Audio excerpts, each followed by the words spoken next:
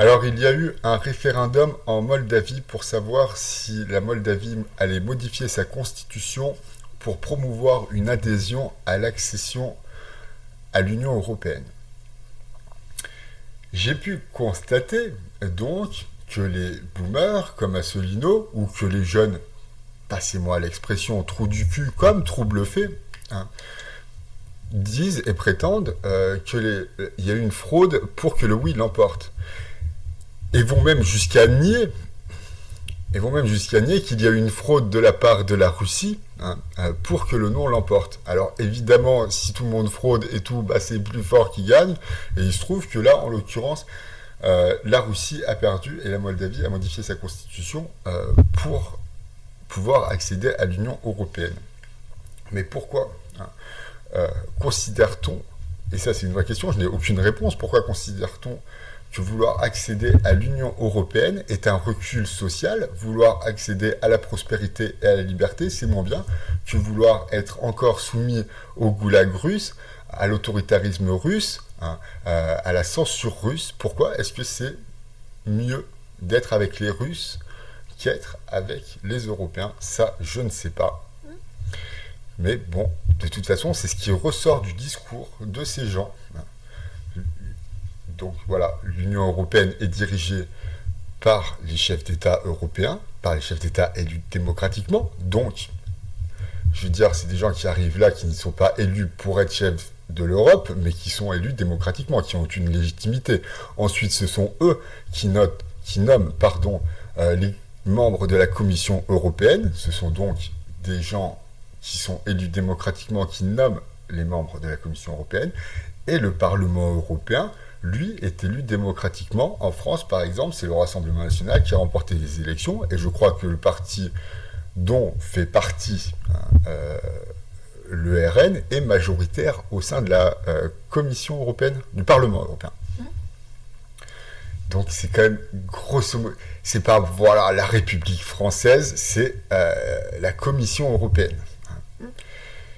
Peut-être un jour on en viendra à modifier les institutions, mais enfin bon, c'est quand même pas la dictature, quoi. C'est pas le parti unique. Qu'encore, effectivement, bon, il y a beaucoup de magouilles. On constate que Van der Leyen est élu par les gens par la LFI et par le RN à la tête de la Commission européenne. Bon, effectivement, je veux dire, ça pue la magouille. Néanmoins, c'est nous qui avons nommé Martine Aubry pour qu'elle vote pour Van der Leyen. Ça, c'est démocratique. On l'a fait démocratiquement. Donc ça, c'est ce que je voulais dire sur l'Europe et sur les gens qui sont contre l'Europe, qui prétendent que l'Europe dirige tout, machin truc et tout, quoi. Les Russes, c'est Poutine, les Russes. Les gens qui volent les élections, tout ça, c'est les Russes. Ça se passe pas en Europe, et tout en Moldavie, ça vient de se passer. Et on pointe ça du doigt. Et on les pointe du doigt en disant, en allant même jusqu'à dire que ce n'est pas une réponse à une ingérence russe, à un vol démocratique de la part de la Russie qui ne fait pas partie de la Moldavie, qui ne dispose pas de la tutelle de la Moldavie. Eux s'ingèrent dans les résultats, enfin dans les votes, hein, et on va dire que c'est pas vrai. Alors que déjà 3-4 jours avant le référendum, on en parlait sur YouTube ou sur LCI. Les Russes achètent les votes des Moldaves. Et donc, les gens qui sont contre l'Union européenne vont jusqu'à nier cette réalité. Donc, ce sont des vieux boomers ou des jeunes personnes, de toute façon, qui n'ont pas beaucoup travaillé sur les sujets de qu'est-ce qu'est la démocratie, hein, et qu'est-ce que même le bon sens. Hein. Ils refusent tout bon sens, les gens. Hein, voilà, par exemple. Parce que ça, je le sais et tout, et personne ne le sait.